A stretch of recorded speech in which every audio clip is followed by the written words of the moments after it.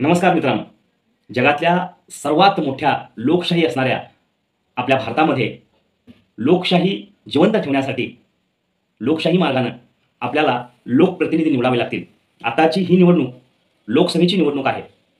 भारतीय संसद ही लोकसभा आणि राज्यसभा या दोन्ही गृहांची मिळून बनलेली आहे. त्याच्यातली आताची निवडणूक ही लोकसभेची निवडणूक आहे. लोकांनी प्रत्यक्ष निवडून दिलेले लोकप्रतिनिधी लोकसभा या गृहामध्ये जातात आणि तिथे निवडून गेलेले प्रतिनिधी किंवा लोकसभा सदस्य त्यांच्या नेमक्या जबाबदाऱ्या काय आहेत याच्याबद्दल आज आपण बोलूया.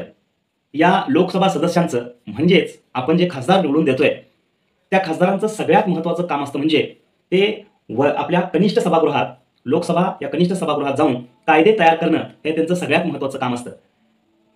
लोकसभा सदस्य सरकारने मांडलेल्या विधेयकावर वैचारिक टीका करून सरकारला जरब बसवण्याचं काम करतात, कारण हीच विधेयकं नंतर जाऊन त्यांचं कायद्यामध्ये रूपांतर होत असतं. ही सगळ्यात महत्त्वाची जबाबदारी एका लोकसभा सदस्याला पार पाडावी लागते.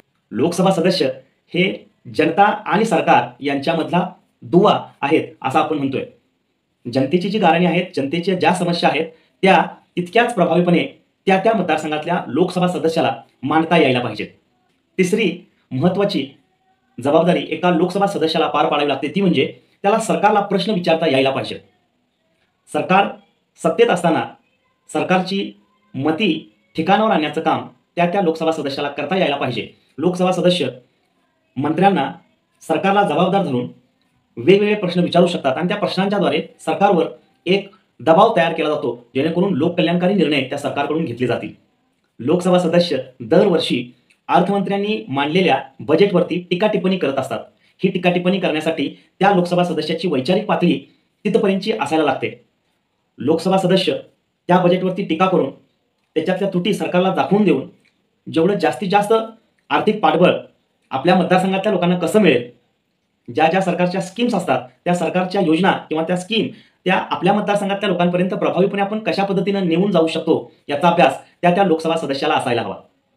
ह्या सगळ्या एका लोकसभा सदस्याच्या जबाबदाऱ्या सगळ्यात आधी मतदार म्हणून आपल्याला समजल्या पाहिजेत. त्या जबाबदाऱ्या समजून घ्या आणि मग आपण निवडलेला खासदार किंवा आपण जो लोकप्रतिनिधी निवडून देणार आहोत त्याची तेवढी खरंच क्षमता आहे का याचा विचार करा. शेवटी सगळ्यात महत्त्वाचं आपल्या भारतासारख्या सर्वांग सुंदर विविधतेत एकता असलेल्या देशाचं नेतृत्व या लोकशाही मार्गानं हे लोकप्रतिनिधी किंवा लोकसभा सदस्य प्रभावीपणे करू शकतात का?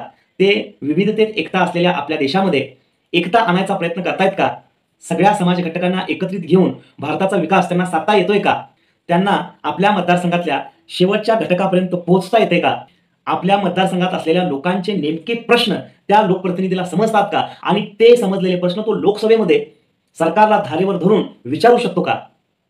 आणि सगळ्यात महत्त्वाचा प्रश्न, आपण निवडून देणार आहोत किंवा निवडून देणारा लोकप्रतिनिधी नैतिकदृष्ट्या बरोबर आहे का? हे सगळे प्रश्न सगळ्यात आधी स्वतःला विचारा आणि या सगळ्या प्रश्नांची उत्तरं मिळाल्यानंतर मग योग्य उमेदवाराला मतदान करून भारताची लोकशाही बळकट कराल अशी मी आशा बाळगतो. जय हिंद, जय महाराष्ट्र.